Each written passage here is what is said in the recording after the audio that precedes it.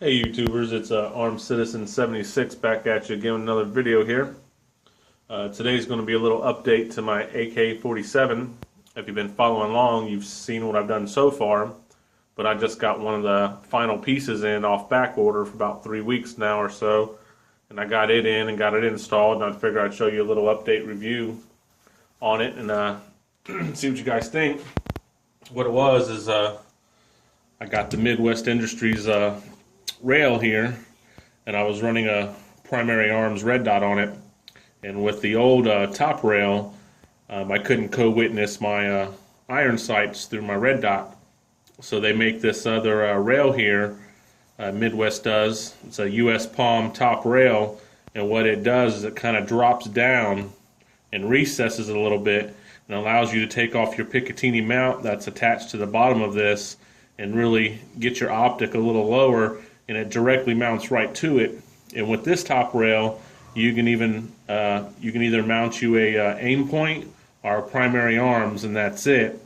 And if you've been following me, you've heard me say I'm not going to spend $600 on a aim point when I only paid $550 for the rifle. It just wasn't happening, so that's why I went primary arms, and I wanted to co-witness it. And it was either use a Midwest Industries rail or a another type of rail. I forget what it was called, but it's actually the gas tube is Picatinny. You just change your gas tube, and that's your top rail. And for the love of God, I can't remember what its name is, but I like Midwest Industries. I used them on my last couple AR builds, and I just kind of like the product they put out, and I think they probably make the best aluminum handrail or hand guard out there for AKs and AR-15s, and just really like it. It's a solid fit, you know. With the AKs, it's not a precision fit, of course. You get a little bit of gap here in the front and maybe a little bit of gap here in the rear, but that's because it's an AK, you know. But I'll give you a look at what the original one looked like here.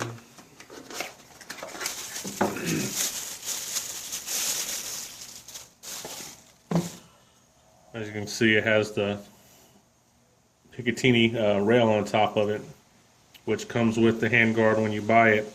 You can opt to get it this way originally, but when I had called, they were out of stock of the top rail. So only thing I could do was get, you know, this one, and I wanted both anyway. For some reason, I decided to go with a different optic. You know, I have that option, so I kind of wanted both of them anyway.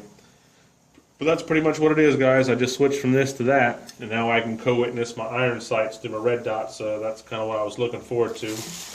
And for those that are just watching this video for the first time, I guess I'll give you a rundown what I got on here before I get off here. We're starting out with a Yugoslavian Zastava PAP M70 AK47 7.62x39.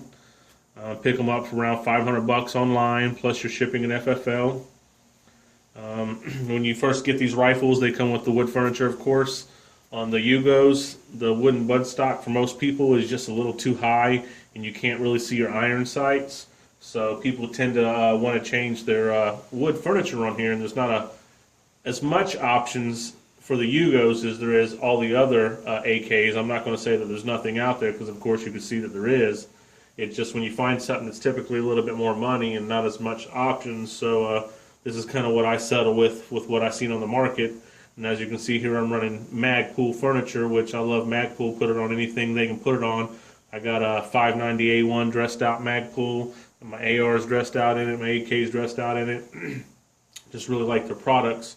But I'll give you a rundown here. We'll start from the back to the front. Back here we're running the Magpul CTR buttstock. And in order to get this to fit on the Yugo rifle, I had to go with an Ace adapter block, which is right here. That ran me around $45 from Ace. Then you can choose different options on the website of what kind of different buttstocks you want to mount, like modular, skeletonized, or whatever. I wanted to run like an AR-15 M4 stock, so I went with their AR-15 adapter, but I also wanted mine to side fold. So this is a side folder, so I got that. Actually got that from Midway, because I was already in there buying some other stuff, and I seen that they actually had it in stock, so I figured I'd just get in on the free shipping with it, you know. So that was $75. And then, of course, you had to get you a buffer tube. and a buffer nut, and I went with the Noveski Cutie end plate back here so I can run my single point. And I went with the mil spec buffer tube. That way, for any reason I decide to take this off, put the other furniture on, this will work with, you know, as replacement parts for parts that's on my AR, because I ran all mil spec on it. Magpul has a Mo grip. I went with their Mo Plus because it's a rubberized grip. I kind of like that rubber feeling because I like Hogue grips, but that's my second choice. And I got that. I do have some Magpul P-Mags for it. And I do see now that I've bought this rail, Magpul's come out with the new handguard. I'm not quite sure if it fits with the Yugos. I'm sure the bottom piece probably does because it's pretty long. Not sure about the top, but you can put whatever you want top piece on there from what I was reading. I went with the Magpul RVG.